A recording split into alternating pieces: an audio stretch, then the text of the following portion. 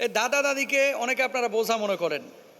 বাপ মা যখন বুড়াবুড়ি হয়ে যায় অনেকে বোঝা মনে করেন।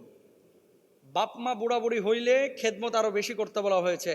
ইংদাকাল কিবারু আহাদুহুমা, আল্লাহ তাআলা বলেছেন যে দুইজনের একজন যদি বুড়া হয়ে যায় বা দুইজনে বুড়া হয়ে যায় এদের খেদমত আরো বেশি করো।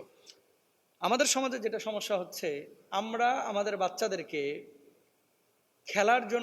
খেলানোর জন্য অনেক উপায় অবলম্বন করি। দাদা দাদিদেরকে বাচ্চাদের সাথে খেলার সঙ্গী বানায় দেন।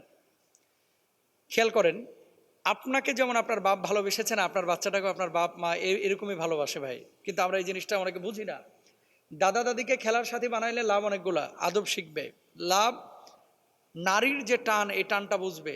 কারণ কি, আপনি যখন বুড়াবুড়ি হবেন আপনি যেমন আপনার বাপ মাকে মূল্যায়ন করতেছেন আপনার ছেলে মেয়েগুলোও কিন্তু এমনই মূল্যায়ন করবে।